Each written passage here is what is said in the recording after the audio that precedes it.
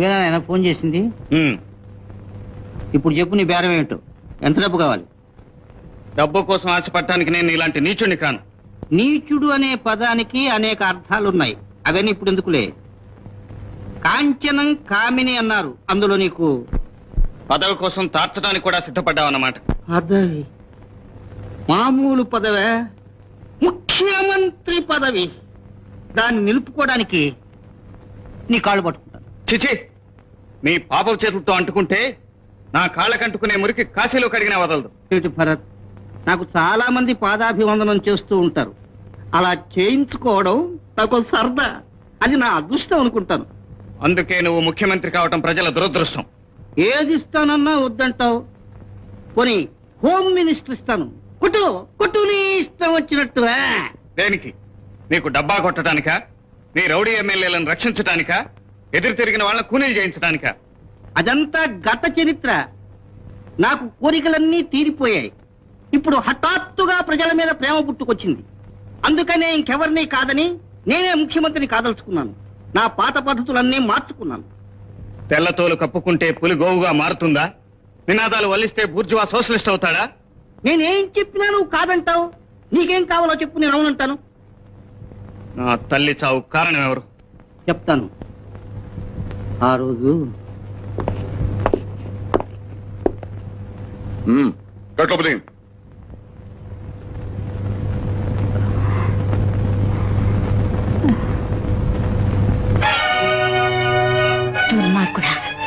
నువ్వా ఇక్కడికి నన్నెందుకు తీసుకొచ్చావు? ఈ రిపోర్ట్ లో ఏం రాశావో తెలుసుకుందాం. వికాసరావు మరణం విష ప్రయోగం వల్ల జరిగిందని. అలా కాదు, గొంతు నలవడం వల్ల చనిపోయాడని రాయ్. రాస్తే నీకు డబ్బు, ప్రమోషన్, హోదా, బంగ్లాలు, నౌకర్లు, డ్యూకర్లు అన్ని ఏర్పాటు చేస్తాను. నీకు నీ రాజకీయ పుటెత్తుల్లో గెలుపు. అటు సూర్యుడిటు పొడిచినా సరే నేను అలాంటి అబద్ధపు రిపోర్టు రాయను. ఎందుకా మొండితనం అపర్ణ?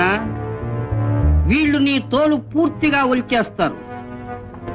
అది ఒక్కసారిగా కాదు, కొద్ది కొద్దిగా కొద్ది కొద్దిగా. బ్రతికుండగానే నీకు నరకం చూపిస్తారు. నీ శవం పోస్ట్ మార్టం కూడా దక్కకుండా చేస్తారు. మీరు నన్ను చంపగలరు, నీతిని నిజాయితీని చంపలేరు. నా చావు ఊరికే పోదు, అదే మీ అంతానికి నాందవుతుంది. నాన్నగారు, ఇక మాటలతో లాభం లేదు. ఈ శతమండి వ్యవహారం బాబాయ్ చూసుకుంటాడు. నీకంతా తొందరేరా. మనకు కావాల్సిన రిపోర్టు సంగతి ఏమిటి? అన్నయ్య, వేరే డాక్టర్తో నేను రాయిస్తాను.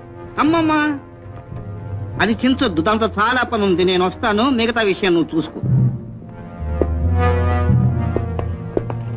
అంతవరకే నాకు తెలుసు. వెంటనే వాడిని జైల్లో పెట్టించు. తమ్ముణ్ణే తేల్చుకో. తమ్ముడు కావాలో పదవి కావాలో? ఓడి తమ్ముడు. నాకు పదవే కావాలి. కానీ వాడిని జైల్లో పెట్టించిన తర్వాత నా రికార్డులు, ఫోటోలు నాకు ఇచ్చేస్తావా? నా తల్లిని చంపినందుకు ప్రతీకారం తీర్చుకున్న తర్వాత వాడితో నాకేం పని? అయితే వాడిని వెంటనే అరెస్ట్ చేయించి పారేస్తాను.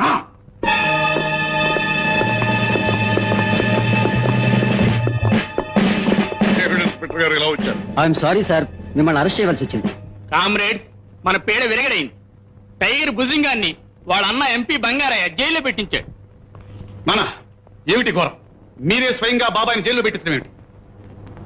జైల్లో ఉంటే వాడికి కాస్త రెస్ట్ అయినా దొరుకుతుందేమోనని చెప్పి అలా చేశాను రా. బాబాయ్ రెస్ట్ తీసుకుంటే మీ రాజకీయం నడిచినట్టే. మీకోసం బాబాయ్ తనించాడు, నన్ను చంపించాడు, బెదిరించి ఓట్లు వేయించాలన్నా, ఆఖరికి ఏ బజార్ వ్యవసాయ గెలిపించాలన్నా అన్నిటికీ బాబాయ్ గారన్నా.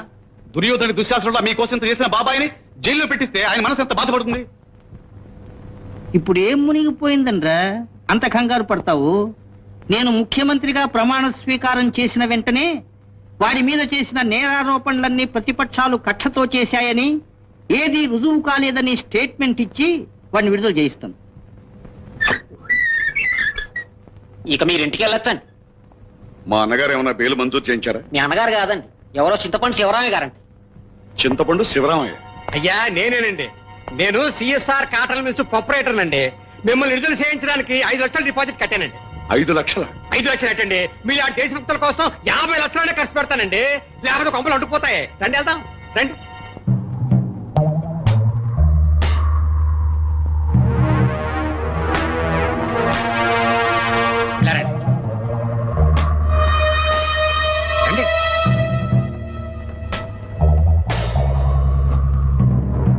పాడుపడ గొప్పకి ఎందుకు తీసుకొచ్చా? ఎవరున్నారని? నేనున్నాను. నిన్ను జైలు నుంచి విడిపించే ఏర్పాట్లు నేనే చేశాను. ఎందుకు విడిపించి తీసుకొచ్చా? రహస్యంగా చంపుదామనే?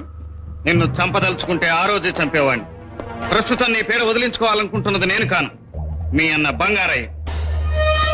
మా అన్నయ్యకు నేను పీడ ఏమిటో మాట్లాడేది? మీ అన్నయ్య కింగ్ మేకర్ అవటానికి పునాది ఎవరు చెప్పు? నేనే. నా బలమే. అంటే నీ అల్లరి ముఠ, నీ రౌడీ గ్యాంగు, నీకు నీ కోర్లేగా. మీ అన్నయ్య సీఎం అయితే ఇప్పుడు ఆ బలంతో కింగ్ మేకర్ ఎవరవుతారు? ఖచ్చితంగా నేనే. అందుకే ఖచ్చితంగా నిన్ను జైల్లో పెట్టించాడు. రేపు సీఎం అవగానే పైకి పంపించేస్తాడు. నువ్వు చెప్పేది నమ్మమంటావా? నమ్మకపోవటం ఏంటండి? అద్దం పెట్టినట్టు అనిపిస్తా ఉంటే. ఇంతకు ముందు ఎందరు సీఎంలు వచ్చినా నిన్నెవరూ ఏమీ చేయలేకపోయారు. అటువంటిది సరిగ్గా ప్రమాణ స్వీకారానికి ముందే నిన్ను అరెస్ట్ చేయించడంలో అర్థం ఏమిటి? అదే బోధపడటం లేదు. మీ అన్నయ్యకు పదవి ముఖ్యం. అందుకు అవసరమైతే కన్నబిడ్డనైనా అడ్డం వేయగల సమర్థుడు. అవును, ఇప్పుడే తెలుస్తాను. ఏం తెలుస్తావు? నిన్ను చూడగానే తమ్ముడు అని కౌగిలించుకుంటాడు. సీఎం అవగానే నీ మీదున్న కేసులన్నీ రద్దు చేయిస్తానంటాడు. గట్టిగా మాట్లాడితే నిన్నే సీఎంను చేస్తానంటాడు. ఒక్కడి గుర్తుంచుకో, మీ అన్నయ్య ప్రమాణ స్వీకారానికి ముందు ఏవో పూజలు చేయించడానికని మీ ఊరు వెళ్ళాడు. తిరిగి వచ్చాడంటే నీ పూజే. పైలోకానికి టికెట్